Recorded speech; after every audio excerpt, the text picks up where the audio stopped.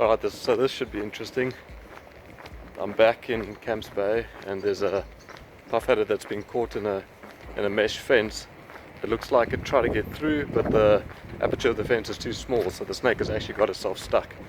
So that means I'm going to have to try and get it out of the fence, probably by cutting through the fence, and somehow also then obviously secure the head while I'm doing that so that it doesn't get away, and also obviously doesn't get me. Hey, nah. I'm amazed that it actually got its head through that. You look how small the hole is.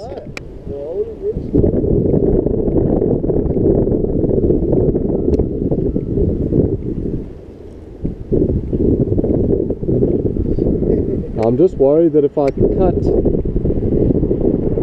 I know it's not going to go that way. Okay, so we don't want this guy.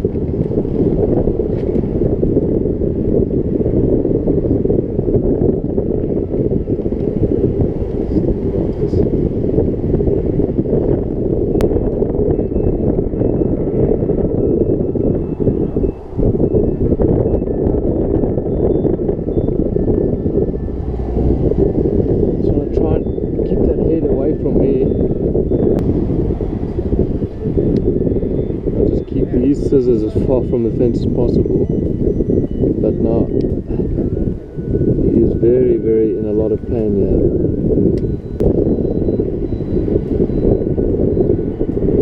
He's in a lot of pain.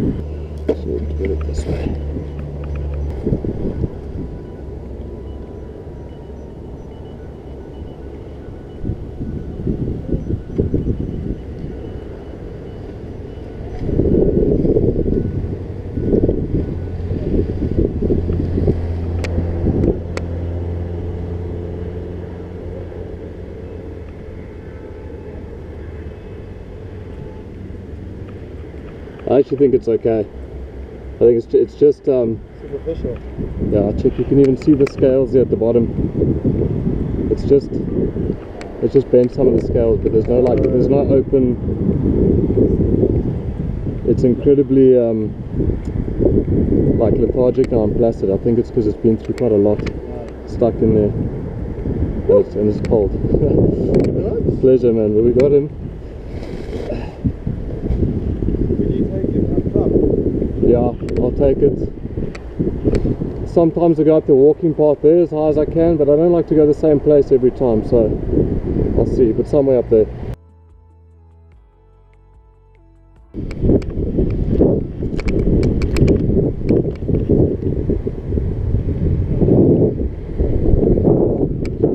So I like to drop the snakes quite close to where I found them in order to avoid them becoming more stressed out from being totally unfamiliar with the new surroundings. I like to try and take them to an area, like I said, that it's fairly close to where they were, but also away from the houses. So I drove around the road a little bit and went up this path that I thought was away from everything, only to find that it was actually in and amongst all the houses. And as I came up around the corner, I realized that those houses right there behind me are actually the houses where I caught the snake. So yeah, I don't think that's going to be a really effective spot. So let's go find somewhere else rather. This is Cape Town. Snakes everywhere.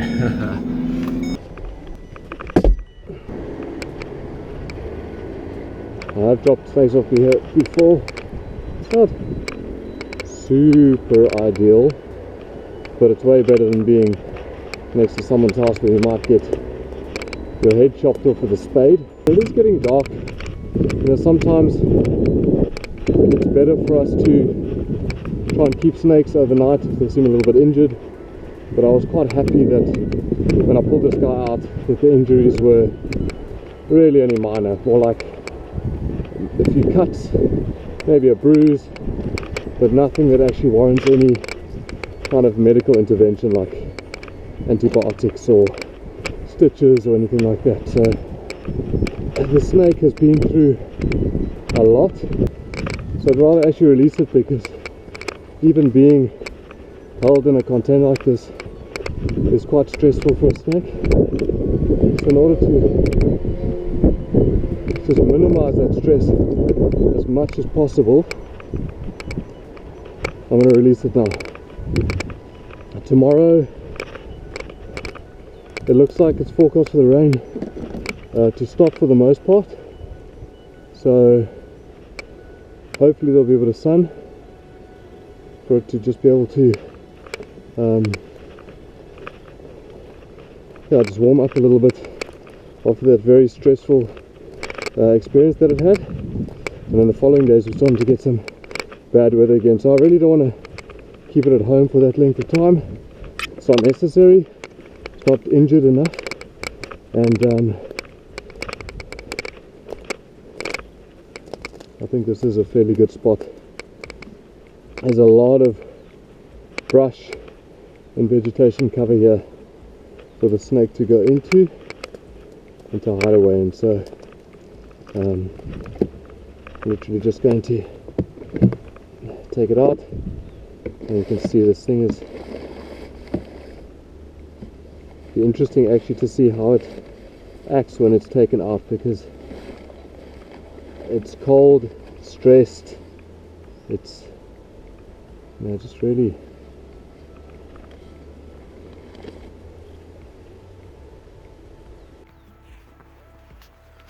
and we might get some comments from people that the snakes are lazy snakes as usual, but it's not actually that they are lazy animals. They're solar powered, so one thing they do need is good weather. We've had some really rainy weather today. In fact, we had a massive downpour. It's been quite cool, and this snake in all likelihood, I mean, we don't know how long it could have been stuck there for, but it was trying to free itself, so it was basically beaten into submission by the fence, and obviously thought it was probably going to die. And when I got to it, it actually was in a state of almost pure submission, I guess you could say. So it's really not sure what it wants to do. It wants to also move as little as possible so that it can preserve its energy. A lot of the energy has already been lost, and the snake is probably completely disoriented and quite shell-shocked. You'll also notice that the entire time that the snake was in the container, and even when I caught it, there was no hissing, there was no striking motion, nothing. It was like the snake was defeated. But already, even now, just watching it turn into that corner, the tongue is flicking really actively again, and the way that it's positioning its body, it's not an aggressive pose, it's not even in strike pose, but it is a far more defensive posture. The snake is starting to realize that it's free, and it also realizes that I'm here, and it can't quite distinguish between the experience it's just been through and me standing here. So its best course of action right now is just to sit there, try to regain some of its energy, and to watch me very closely, because obviously if I move forward, and with it having so little energy at the moment, with it being in such a weak state, it's incredibly vulnerable. So it'll position itself just in case it needs to defend itself against whatever this horrible constrictive thing was that just had it almost at death. but it's not aggressive. It's not chasing after me, that's for sure. I mean, here I am virtually sitting on my knees and the snake is just sitting there. So I'm quite happy for it actually just to stay in this position. I could encourage it a little bit to go a little bit further in undergrowth. I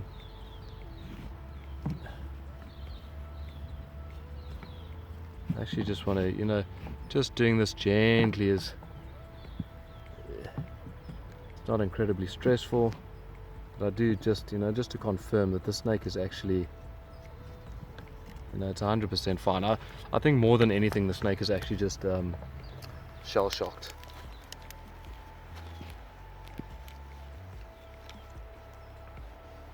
Yeah, look, there we go.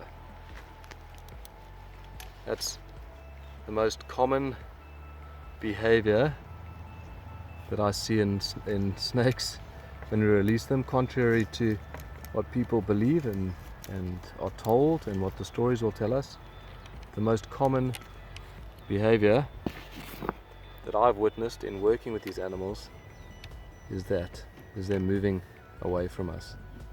Okay, so it's quite nicely hidden now underneath the wood. There are some gaps there, but there are plenty of places where it can move through, and hopefully that'll give it the time and the space it needs just to recover some of its energy and ultimately nurse itself back to health just by taking it easy, not moving for a few days. Hopefully when there's some good weather that comes out again, it'll be able to maybe catch a meal. We are moving into winter now, but it's not quite winter, so hopefully that experience didn't stress it out too much. But from the little bit of prodding that I did there, I think it's fine. I think it'll make it.